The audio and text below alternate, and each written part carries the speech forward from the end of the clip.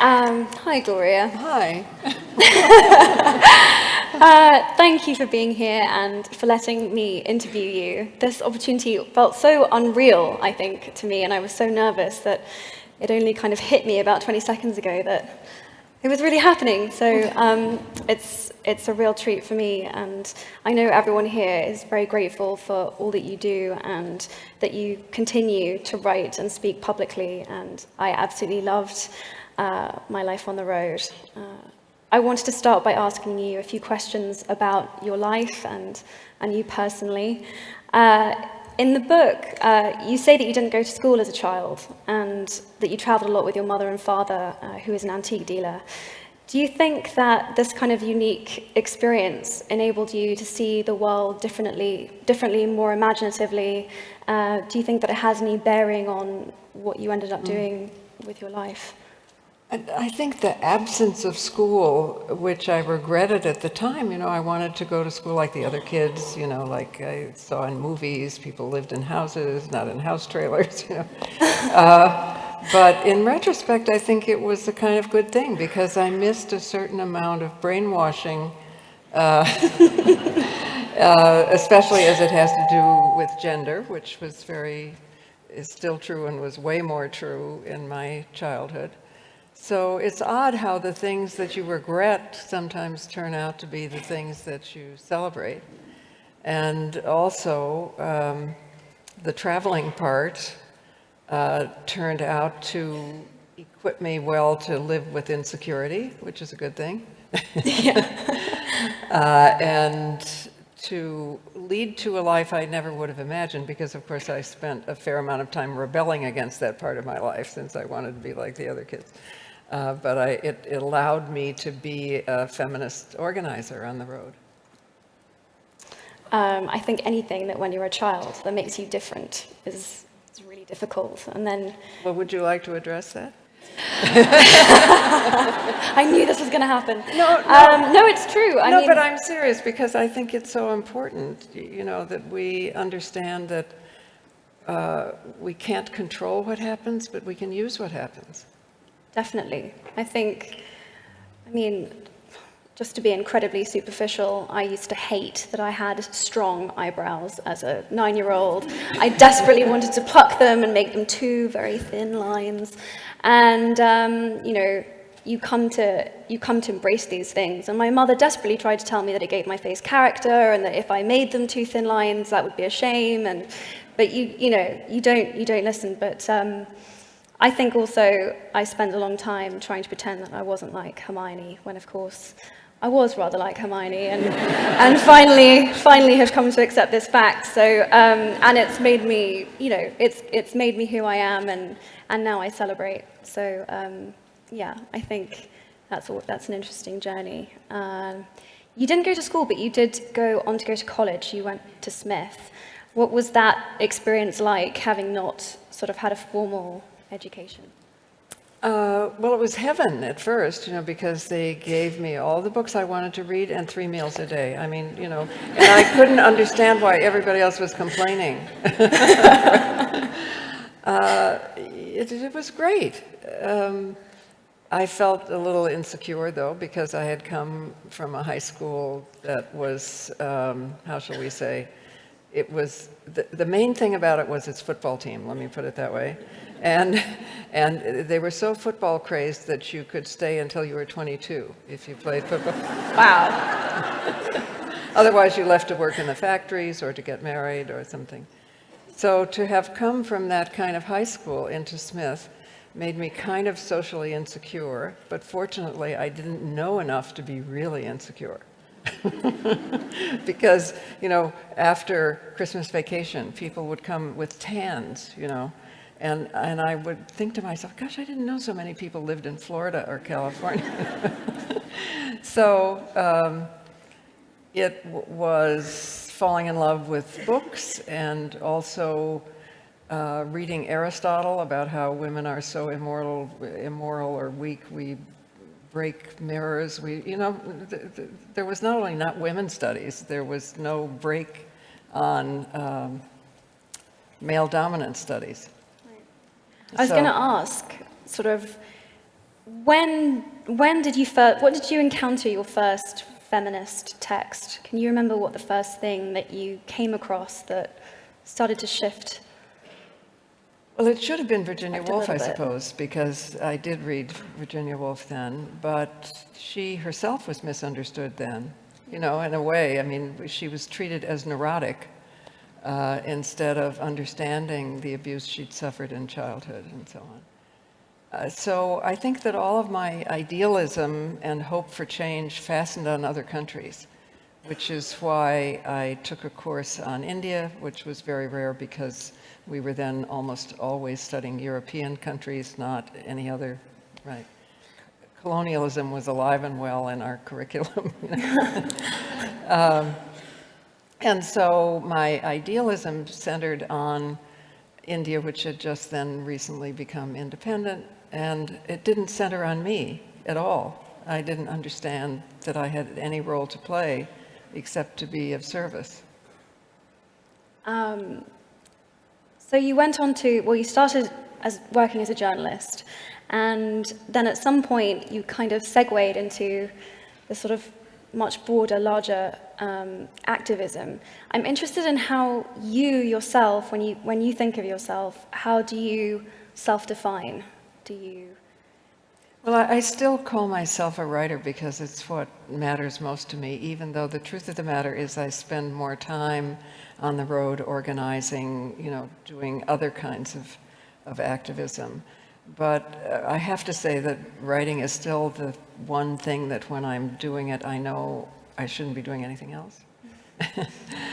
As much as I love and excited by organizing and seeing groups suddenly become, I mean, okay, here we are, we're each looking at each other's backs. We are in a hierarchy. Hierarchy is based on patriarchy. Patriarchy doesn't work anywhere anymore. And so in groups like this, it's great to suddenly see discussions emerge and people, somebody over here asks a question, somebody there answers it, announcements of upcoming troublemaking meetings. The feminist library is about to close, right? And there's a demonstration against its closing. Hello, right as we speak. Okay. Yes, So, as we speak today. right. The rent was the rent was increased. raised significantly, I think, by sort of 10 to 12,000 so it's just, pounds, it's the, I mean, writing is personal, but I'm very grateful that that I couldn't get published what I thought I hoped to publish about the women's movement, and therefore I ended up in desperation going out to speak, even though I thought I was going to die. And That's still, how I felt when I first gave my speech. I was really convinced that I was going to die. It was. well, all I've learned is you don't die, but I You still, don't die. I still You don't lose my die. saliva. Is that a symptom of nervousness Oh, for do you get really dry mouth? Right. Each tooth gets a little Angora sweater on it. I can't get it. I just shake, and I'm just really embarrassed and conscious of the fact that I can see that people can see me shaking. So trying to keep my hands out of view is part of, and then I try and introduce them later on so that I don't look really stiff. And then, and also just my mind goes blank often if I'm very nervous, which is really frustrating because I would have prepared for something a lot and then my mind will go blank. But is that different yeah. for you when you are being a different person? It's interesting. It's been both the most liberating and terrifying thing, speaking authentically for myself as Emma, but also terrifying. There's a freedom in speaking somebody else's words and pretending to be someone else, but also you kind of, it's not as meaningful. I mean, it's a transcendent, amazing experience, and I love what I do. But to speak from my own experience was really meaningful to me, yeah. And I think it's so remarkable and admirable that you've taken a year off from, you know, admirable work to do feminist activism, to do the United Nations campaign. It's really, how shall I say, even though you're acting another role, I think people come to know you on screen, right? And I think we trust you. I hope so. And that is why I hope so. that is why it is so great and important that you are taking that trust and putting it to work by giving out activist information, by doing lists of books for, you know, that's very precious and unusual. Don't you think?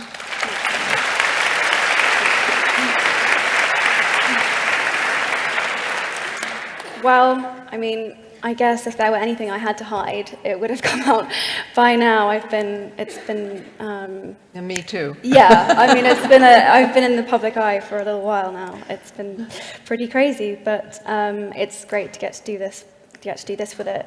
I'm interested. You've spoken about the fact that marriage laws once meant that marriage wasn't equal for men and women, but that feminists and the feminist movement has managed to change marriage enough to mean that it is possible to have an equal marriage.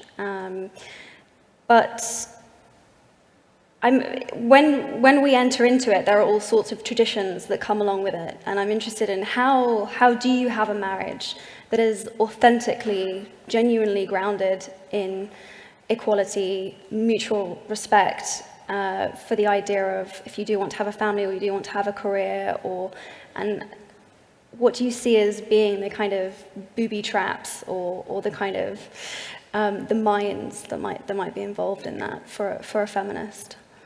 Well, that's a big question, and you know, we all get to answer it in our own lives. But it is important that the law is more equal now, at least in our two countries. It's still very unequal in many others. But if I had married when I was supposed to get married, I would have lost my name, my credit rating, my legal domicile, and most of my civil rights. So we have made that part equal. And we have marriage equality. It's very important that everyone who chooses to marry is able to marry. At least we almost have marriage equality. We're on our way to marriage equality. But there is still the pressure of the outside world that when you leave your door of your household means that you are treated differently. Women with children are way less likely to be employed. And men with children are way more likely to be employed because they are perceived as responsible and women are perceived as distracted.